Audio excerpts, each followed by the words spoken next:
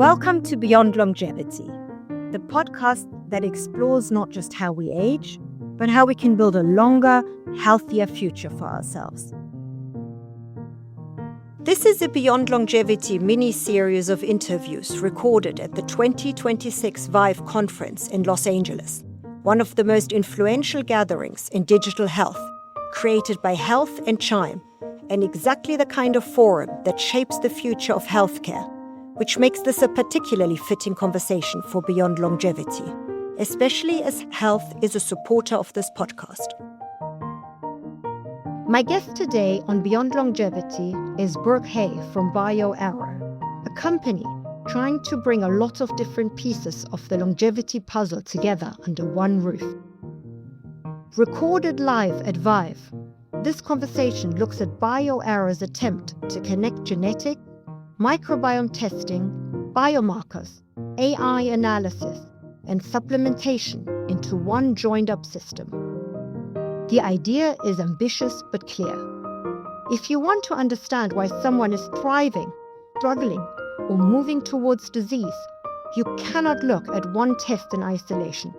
You have to look at the whole picture. But the conversation also goes somewhere even more important. Because once you start collecting deeply personal health data, the question is not just what you can learn from it. It is who controls it, how safely is it stored, and whether the individual truly stays in charge. Brooke explains BioAro's focus on privacy, consent, and decentralized data storage, and the difficult balance between advancing research and protecting the person behind the data. This is a conversation about prevention, personalization, and what it takes to make health data useful without losing sight of the human being it belongs to. Hi, thank you so much for joining me on Beyond Longevity. We're at the ViVE event. Tell us a little bit about why you're here, what you do, and what you're trying to achieve. BioAro, we are at our core a genomics company, but we've become very enthusiastic with the longevity and wellness scene in recent years, and we decided to do something a little bit different than what some other longevity companies have done. Is in our new service, BioLongevity, unlike other longevity apps, we introduce genomics as the underlying core of it. So not only are you getting catered advice based on your own wearables, your own health data, your own BPM, actually having that cross-referenced with all clinically relevant gene variants and performance relevant gene variants, both on an athletic and on a health general level. In addition, we actually produce bioactive supplements. They were initially released in the UAE with great response, and we've actually added those to the BioLongevity plan in order to send those to you monthly based on who you are. There are creatine packets specific for women that are a part of that. We have Longevity Plus and creatine packets as well for people who need more cognitive assistance with heavy cognitive loads. Or we have creatine complex packets for individuals with more physical loads in their life. And of course, on our longevity stack, it also includes your omega-3 compositions. So we've decided to combine your genomics, your bioactive supplements with your typical longevity app experience. It still has the regular drink water, when to go to your sleep tracker, all that stuff. And the last thing I would like to mention is our microbiome testing as well. We have gut microbiome testing, so that can also be cross-referenced on your app. You can understand where you need to be getting more specific nutrients from certain foods, what you're missing. Based on the analysis of microbiota, it can actually tell you're missing complex carbs from these vegetables. You're missing fermented foods. You're missing this or that, or perhaps you're in excess of certain things. That will cause certain microbiota to dominate your microbiome. In addition, for women specifically, we have vaginal microbiome. So that can be integrated into the service if needed. So we really want to come in as all in one. We've launched in UAE and we are now very active in the US, officially launched in the US. Fantastic.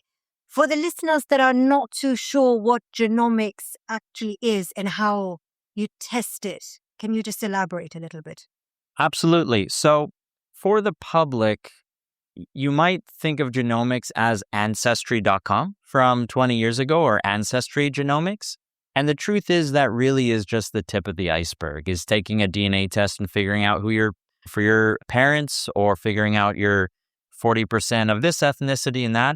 But what we've found in recent years, in the last 15 years, is that there is a deep depth to that iceberg in regards to your health, medicine, and wellness goals. So there's a wide variety of genes. We could start in the cardiovascular area, where you actually might be less inclined for endurance based on your DNA. You might be a high risk of cardiovascular failure based on your DNA. You might respond to some drugs more properly than others based on your DNA. In fact, you might actually respond to some supplements more prominently than others based on your DNA. So that's really what Longevity is doing, is taking your general health data and advice, but also taking into account that one great area is nutrigenomics. So there is actually a genetic aspect to your specific nutritional needs. So we're not going to give you a general nutritional guideline based on your gender and height and age. Although that is relatively specific, we can go even further and say, based on your nutrigenomics, or your genes related to your digestion and metabolism, actually, these are a little bit more specific. So this is really getting that deeper resolution. Your DNA creates every protein molecule that makes up most of the molecules in each of the cells in your entire body. It's really your blueprint. So it's the deepest type of analysis that impacts everything downstream of itself. Aren't you afraid when people hear that their genes are being tested, that they then either say, oh, these are my genes and that's what it is, nothing I can do about it, or that they're worried that this might, with AI and all this new technology, just becomes available for everybody? For example, the insurances will get a hold of it, increase their insurance premium, things like that. Yeah, those are absolutely valid concerns in general. It's a great question. When BioAro was established, that was really one of the core pillars that we had to ask ourselves. How are we going to do this in a way that is safe for everyone and provides the most beneficence? It is the age of DNA. It is the age of the genome. It's going to happen. And how do we do it as responsibly as possible? There were issues in the past with 23andMe, the famous controversies. So what we actually deployed was Vatra, which is a decentralized blockchain data storage technique that we developed in-house. So essentially your DNA is split up into chunks, encrypted in blockchain, and stored in different servers in various chunks all over the world. So even if one data center is compromised at some point for any reason, we're going to get an encrypted chunk of your genome that is not even complete and is not even easy to identify with you. I don't know if there's more than a dozen people on the planet who would even be capable of compromising such a system. So absolute great question. It's one of the key questions when we developed the company. And people deserve to feel safe with their data. People deserve to have access to it and know that it's not going to affect your insurance. It's not going to affect your financial life. It's not going to be used against you by anyone in a different company, policy, country, any way, shape, or form. And to address the other concern that's very valid as well is psychological impact of a DNA evaluation, a genetic evaluation.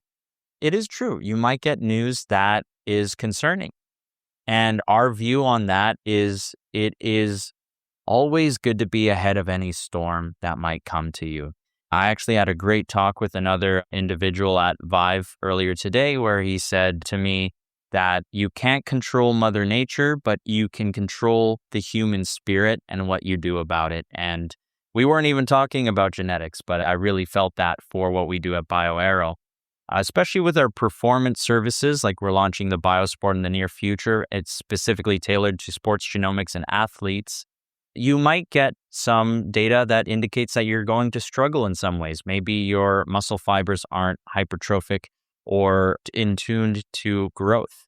That doesn't mean that you can't engage in certain sports or bodybuilding or weightlifting. It doesn't mean that you have to despair and say, oh, I'm at a high risk of cardiovascular disease in my 50s.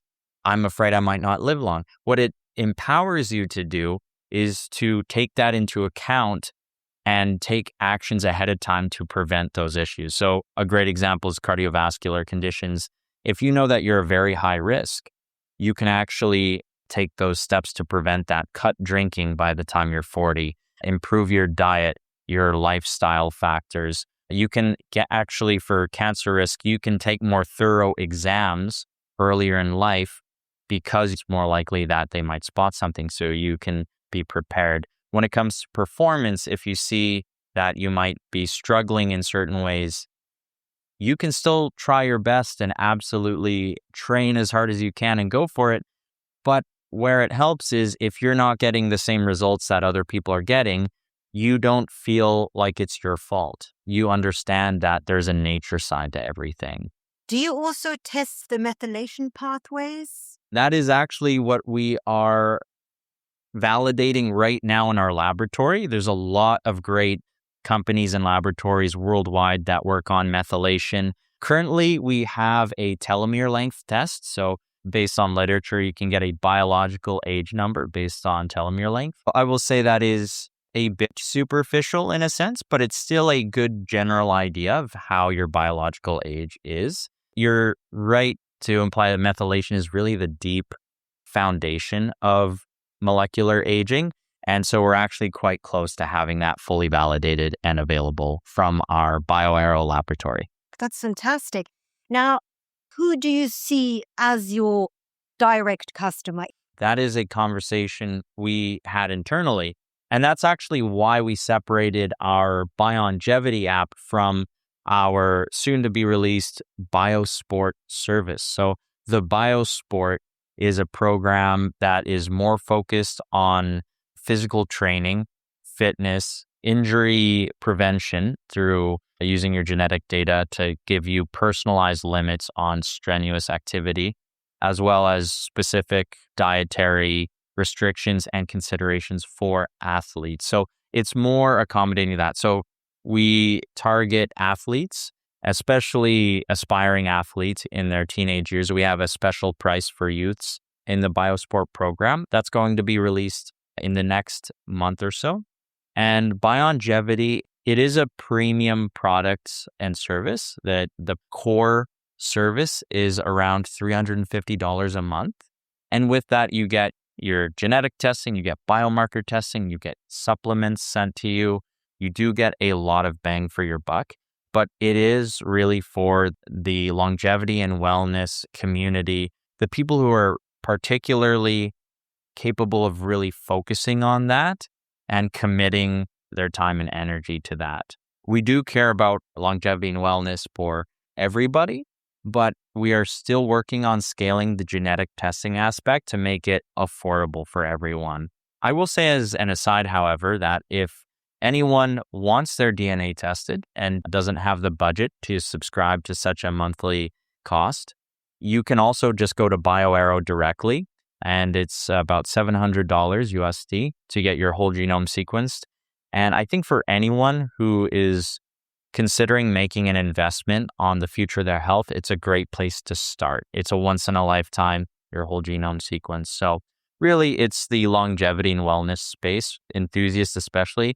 In fact, our elite package is $1,000 a month. So that's for the people who are really serious about this, who want their biomarkers, their inflammatory markers, their hormones or steroids tested bi-monthly, who want their gut microbiome 2 or 3 times a year, who want genetic reanalysis against new literature yearly, just to keep updated on everything. So yeah, we are definitely moving into that area, but we are also in a B2B availability as well. So in fact, at ViVE, we've met multiple health and wellness organizations who actually are considering using longevity as a proxy for them because they don't have as much testing as we have. So we're also seeking B2B partnerships. You mentioned investors having approached you at ViVE. Who are you looking for as an investor? That's a great question. We have experts at the leadership position already. I know some investment firms come in with their own experts and their own development team, and then it becomes a partnership. But really at this point, it is just capital. The Biolongevity service itself is new. We've developed a very robust program, and we are just looking to expand it. And really what it is right now is the marketing budget, a little bit more tech development, but mostly just getting it out to customers, especially any app or service that targets a community, general customers. There's a lot of spend that is involved in the social media, the commercials, celebrity partnerships, things like that. That is what we're seeking Series A funding for. The technology is there. It's really just, let's get it to the people now. So you do genomic testing, gut testing. Yeah. What do you see as the most important biomarker in determining age? In determining age. Or longevity? What's the most important biomarker with regards to longevity? Yeah, great question. It can be very controversial. I'm sure there's many different opinions on it. Excited to throw my hat into that. If you had to pick one, and this is the big disclaimer, if it shouldn't be one, but if it had to be one, I think telomere length is a really good way to go. How often should you retest telomere length? So it depends on how committed you are, but I think for most people, once every few years is fine. I'm also being respectful of someone's budget and someone's time. Telomere test is actually a lot more affordable than a lot of genetic type tests. It's usually about $270 US, $280 US for telomere length. But yeah, once every 2 or 3 years is definitely suitable just as a cross-section of how am I doing molecularly. If you're someone who's very committed to longevity, then once per year, I can see that also having value.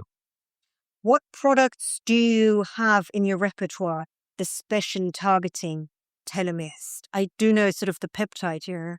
Epitan is a big one. Yeah, we don't have any compounds that specifically target telomeres in a direct sense, but we have Longevity Plus, which is our bioactive composition of NMN, coenzyme Q10, curcumin, D4B12, as well as a couple of other compounds, and that will indirectly support the prevention of telomere shortening. That's interesting. Let me dig a little bit deeper into this one. If you don't have a product that directly targets the shortening of telomeres, why would I even want to test it? If I test it once, and I know the status of my telomeres, what can I do? What product can you give me to make the test in a year or 2 years different? I see what you're saying. I guess I should clarify. I have a molecular biology background. So when we say directly, what I mean is, does the compound directly go to that structure and perform that directly?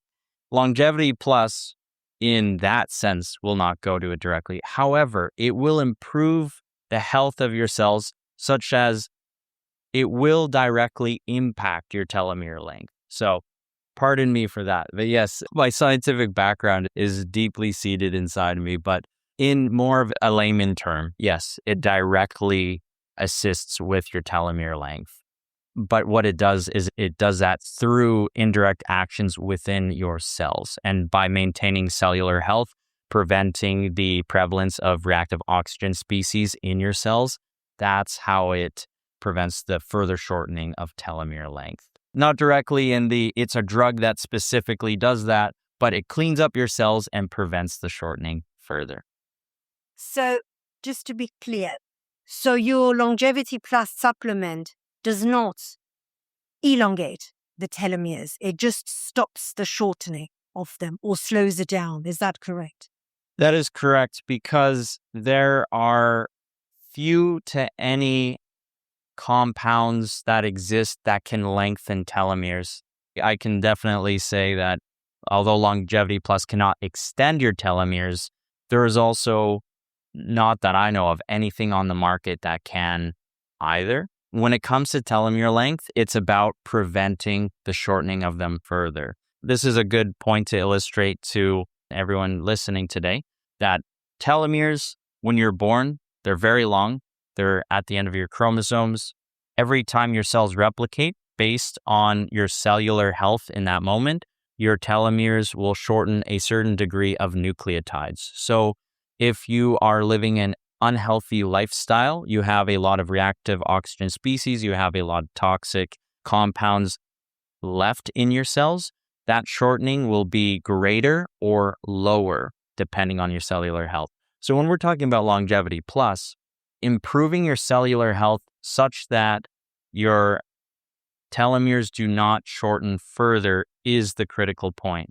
Although there is some science being put into the lengthening of telomeres, it's not really something any product can confidently offer right now. Yeah, that's a great point. When we're talking about telomere length, in that regard, you can't really reverse your age, but you can prevent further aging. And Longevity Plus is the one and all to go for bioactive supplements, not counting pharmaceutical grade drugs. But we are interested in that in the future. Now, I'm very happy you made that clear, because I think it's very important for people to know and to understand what is currently possible and what isn't, because there's a lot of talk about longevity and supplements and miracle drugs. Yes. And I think it's very important to be very straight and clear what at this moment is possible and what isn't. But looking into the future, what do you see as becoming possible in the near future, the next, let's say, 5 years or even 10 years? There is a lot of current interest, activity, and research into telomere lengthening. However, as someone who has a background in drug discovery, the discovery cycle for compound medications is long and arduous. Actual molecular telomere lengthening, that could be 10 or 20 years. It could be further. It's really hard to say. Sometimes you think you're really close to a key compound and then you're a few decades out. Sometimes you just fall on it. The drug discovery field is hard to predict sometimes.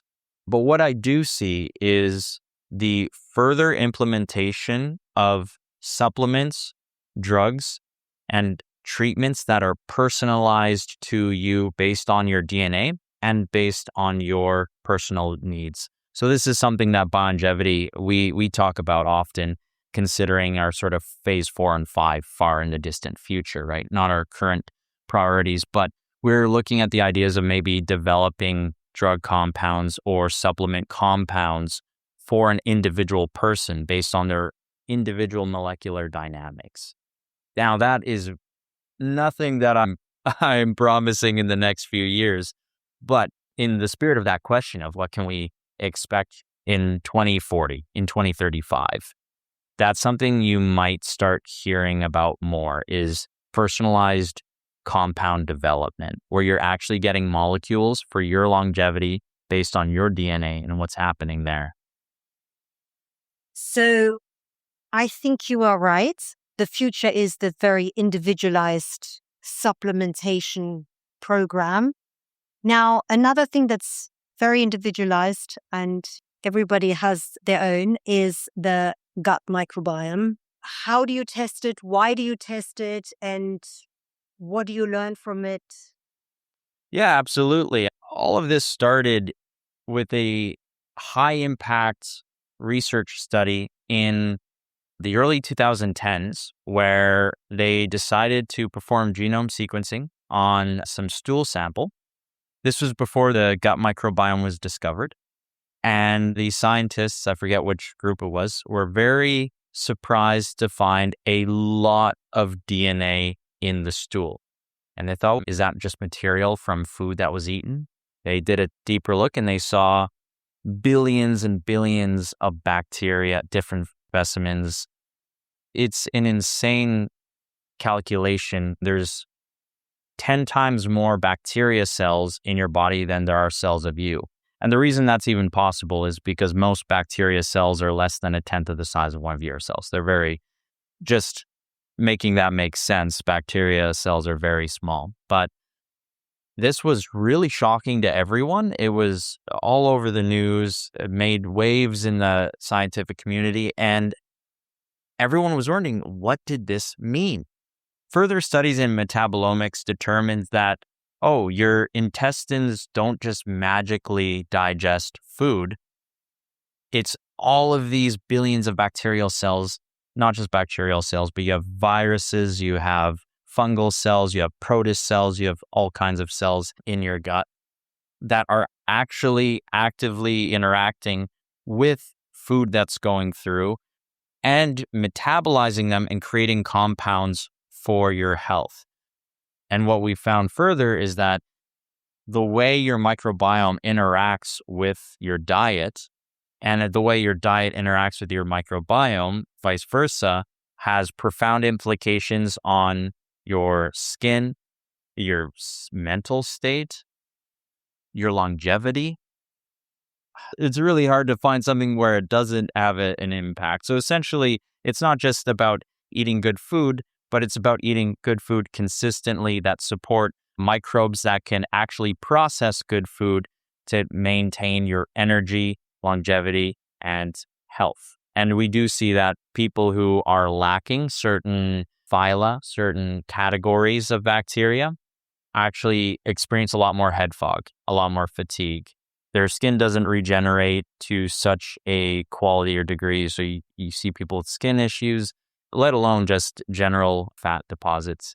And what we found is you actually have to invoke the presence of those bacteria by eating those particular foods like yogurts, sauerkraut, some fermented foods as well, some whole grains, some complex carbs. And you do need to be very careful about certain substances like alcohol that will damage the microbiome and that will remove things. So it's really just a deeper way of understanding. And at a BioAro level and with our operations, many other people have done this, as GI map is a great example.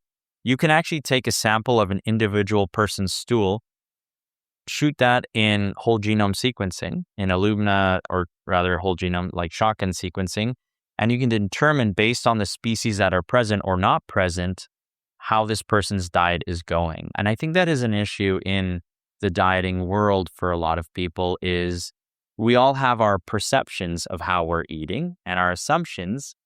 What we find is even though someone looks very healthy, they actually might be experiencing fatigue and perhaps some internal issues because of their microbiome. If you are not 100% sure that your diet is completely optimized for your lifestyle, a gut microbiome is absolutely the way to go to scientifically prove. You say, maybe you're debating with your friends, you can say, hey, this says that I've got everything I need, it's all good.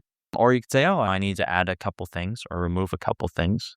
Absolutely. It's very interesting. And just to put it all together, I think you're one of the few companies that connects the healthcare testing and the AI analysis of the data directly with the supplementation. Yes, absolutely. My CEO, Dr. Anmol Kapoor, he is a cardiologist by trade based out of Calgary in Canada. And the reason why he got involved in all of this in the first place is practicing as a cardiologist in Canada. He would see people randomly, spontaneously pass away during treatment. And this did not sit well with him, the concept of idiopathic heart failure. And then he dug deeper into that is why do most cardiologists just accept idiopathic heart failure? What does that come from? He realized that there was a genetic predisposition for that. And some people, if they exert themselves excessively, they can actually experience this and that there is a way to prevent it. This is what got Dr. Anmol Kapoor involved in all of this from the start. BioAro genetic testing. His wife, Raman Kapoor, is a dietitian by trade. She's amazing with all dietary nutrition questions. In fact, she even coaches me when we're doing events together. She convinced her husband, Dr. Animal Kapoor, to bring gut microbiome testing into the mix and said it's not enough just to have the DNA because your lifestyle has such an impact on things, on how you can prevent or provoke issues. And so she really brought that into the mix. And moving forward, I think Dr. Kapoor is really a serial entrepreneur in that he is constantly inspired and always bringing new things out, but he is always mindful of linking everything together into one grand picture. And so him and his whole family fake the Longevity Plus, Cell Omega, Creatine. He convinced Raman Kapoor. She was a purist dietitian for a while, where she said, I don't think you need supplements if your diet is perfect. It's funny, there was a back and forth about that. And he convinced her. He said, no, try these. There's creatine monohydrate. There's NMN. There's things that are very hard to get in diet that you can use a supplement. And she tried it for a few months and succeeded her point that, wow, this really does make a difference. And part of joining the company is they sent them over to me and said, Brock, you've got to try these. I've tried creatine and some supplements over the years, some omega, and the amount of alertness, attention, awakeness, and even memory improvement I experienced was profound. It was extremely helpful. And I think this all is connected under this idea of Dr. Kapoor's intention to prevent death. Preventing death sounds very dramatic, but there's so many steps before that, because preventing death really means preventing aging. And preventing aging really means efforts into testing, diet, and supplementation. And so that's how that connects into the bigger picture of BioAro. And if you look at the Longevity Plus compounds, those are ones that have been very heavily studied in the literature. NMN, coenzyme Q10, curcumin. They're not just fads. There are a lot of supplements that are just fads and just hype train. It's really not the case with these. And it's all connected under this Longevity app. So if you out there are interested in your whole genome, your gut microbiome, other microbiome testing, your biomarkers, your diet, supplements, then all you have to go to is Longevity to get your answers. What is BioAro planning on doing with all the data that you collect? And I don't mean that in a negative way. I actually mean that in a very positive way, because it's most valuable information that can teach us a lot about human lifespan and all that. How do you think BioAro can use that in the most effective way? That is a great question. And it actually becomes very complicated very quickly, because generally, when we work directly with customers or with clinic partners in Canada, Latin America, US, and Europe, we say that we respect patient privacy at the core of our company. I mentioned that previously with the Vatra decentralized storage, and you mentioned that earlier, and that's a great point. So we have to be very careful with the data. My quick answer is it is safer just to leave the data be and not risk any breaching. And the issue is, if there are research projects and collaborations with organizations to do research, it becomes a pro and con, a beneficence challenge of maybe we can do this research with all this data and find great information that's going to help people further. But then the more you're sharing data, the more you're using data, the more risk there is of a breach. But essentially, we always go back to our patients, always go back to our customers. Patients are allowed to specifically request that you never share my data with anyone, even for research. So we're pretty clear with customers on that, just saying, hey, we are considering doing research in the future with organizations to improve health. If you don't want your data involved in that ever, if you just want it closed away from the entire universe, that's okay too. You can request that. And it's made very clear when we work with people, because our terms of service are very long. That's a tough one. It's research versus safety, right? It feels almost like a waste to close it away forever, but at the end of the day, that's not our choice. It's the patient's choice, and what they want goes ultimately. I have to say, I find that quite impressive. I've spoken to a lot of and very respectable companies that use the data in an ethical way and for research purposes. As you said, might be safe at the moment. We don't know down the line how safe it will be. I find it very admirable. Thank you. That you are using the information and the data you gather purely to help the individual, other than using it for research, which, as you said, has its benefits. It's using data in a different way. Having worked in research for a number of years, the problem with research is that although the intention is very positive, research is never done alone, especially for complex problems and complex programs. In order to engage in patient research, you have to use programs, processing softwares, and resources from other companies and organizations. And they do their best to be safe about it. They'll sign waivers and contracts saying, hey, you can't use this data for anything. It's almost like when you have a secret and you tell your secret to one or two friends and they promise not to tell anyone. Maybe those researchers need the assistance of another person and it expands and becomes this thing and when research is done right, no issue even comes from that if everyone is contracting with each other properly and not, especially when you're blinding data. So they'll actually blind data and send it so that other collaborators have the values, but they don't have identities associated.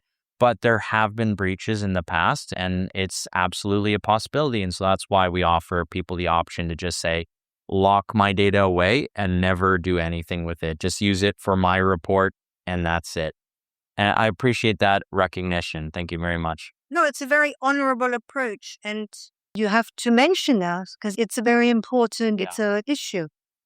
One thing I did want to speak about as well was people were so impressed at our decentralization of data that we've actually formed our own subsidiary company, Vatra, to offer that service, B2C or B2B, to anyone else who actually wants to move into decentralized data storage services for cybersecurity, for data security. We've done that with the genome, but we also see an opportunity to help people with general business data. We can store terabytes and terabytes of data so that it's blockchain, chunked, and distributed into different servers amongst different countries. And you can also lock that to specific countries if that's your preference. So if anyone is interested in learning more about blockchain decentralized storage for businesses, for clinical settings, for individuals, actually we have a Vatra app for individuals. You can just download VAUTRA Vatra. To contact us at B2B scale, you can go on our website, Vatra, same spelling. So definitely want to mention that. And I think that I do see a huge future potential in that, especially with recent breaches in AWS. There are great cloud security organizations out there, but they're all centralized. So there's a great deal of risk. So we do see potential with Vatra and helping other clinical companies and other companies in general storing data. And then the biosport. So if you're a specific athlete, you're an athlete and you want to use genetic data for your training purposes, then go on thebiosport.com, sign on the wait list, and you'll get all of the information you need. And then take a look at BioLongevity. Before we finish, I ask everyone 5 rapid fire questions. What's the single best piece of advice you would give your younger self? Cut alcohol. I've never had a particular problem with alcohol. If you want to make one quick, decisive choice to improve your general health, cut alcohol. Name one habit everyone should adopt for a longer, healthier life. Ooh. Stand up every 10 minutes. Unless you're sleeping, of course. If you weren't in the longevity science, what career would you have chosen? Probably venture capital finance, working for a startup company. It's really interesting to see how much power and potential venture capitalists and investors have. It's really their choice who makes it and who doesn't. They're the ones who get to decide. So finance venture capital. Yeah, they do hold a magic wand. What microdose habit, a 5-minute routine, or small daily action yields outsized longevity benefits? I would say meditation. 5-minute routine, 5-minute meditation. Longer could be better, but I think 5 minutes is great. What's the craziest longevity myth you've encountered? And is there any truth to it? Craziest longevity myth. I would say that red wine is good for you. That is the craziest longevity myth. And the only thing about it that is technically true if you separate it from the alcohol is, yes, the grapes are good for you, but the alcohol far outweighs the benefits of those grapes. No, sorry, red wine is not good for you. In fact, like I said, cutting alcohol is the easiest, quick decision you can make to improve your health consistently. And I do mean zero. Sorry. Such is life. Thank you so much. That was really great. Thank you so much. That was Brooke from BioAro. This conversation makes one thing very clear. Beta testing on its own is not enough. The harder question is what you do with that information once you have it, how responsibly you use it, and how well you protect the person it came from. This episode explores an ambitious idea, bringing genetics, microbiome science, biomarkers, and targeted interventions together in a way that could make prevention far more personal. But it also raises a question this field cannot afford to ignore, which is whether progress in health data can happen without compromising privacy, consent, and trust. And that may prove to be one of the most important questions in this space. Not just how much we can know, but how carefully we choose to use it. If you've enjoyed this episode, please review and share.